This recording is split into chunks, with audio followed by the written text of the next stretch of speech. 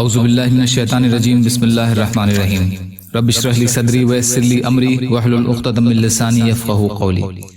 اللہ تعالیٰ کے راستے میں نکلنے کے فضائل۔ حضرت بریدہ رضی اللہ تعالیٰ عنہ سے روایت ہے کہ نبی کریم صلی اللہ علیہ وسلم نے ارشاد فرمایا، اللہ کے راستے میں نکلے ہوئے لوگوں کی عورتوں کی عزت اللہ تعالیٰ کے راستے میں نہ جانے والوں پر ایسی ہے جیسی خود ان کی ماؤں کی عزت ان کے لیے ہے۔ لہٰذا اللہ تعالیٰ کے راستے میں نکلنے والوں کی عورتوں کی عزت اور آبرو کا خاص طور پر خیال رکھا جائے۔ اگر اللہ تعالیٰ کے راستے میں جانے والے نے کسی شخص کو اپنے اہل و عیال کا نگراں بنایا ہے، پھر اس نے اس کے اہل و عیال کی عزت اور آبرو میں خیانت کی، تو قیامت کے دن اس سے کہا جائے گا کہ وہ شخص جس نے تمہارے پیچھے تمہارے اہل و عیال کے ساتھ برا معاملہ کیا تھا، لہٰذا اس کی نیکیوں میں سے جتنا چاہے تم لے لو۔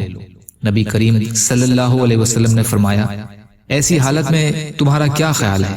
کیا وہ اس کی نیکیوں میں سے کچھ نیکیاں چھوڑ دے گا؟ کیونکہ اس وقت تو ہر شخص ایک ایک نیکی کو ترس رہا ہوگا۔ نسائی۔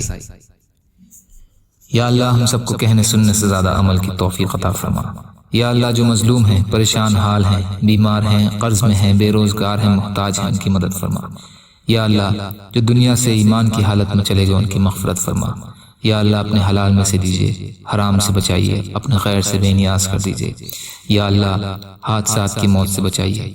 یا اللہ آپ کی خوشنودی والی شہادت کی موت کا درجہ عطا فرمائیے برحمتک یا ارحم الراحمین۔ لا الہ الا اللہ محمد رسول اللہ۔ السلام علیکم۔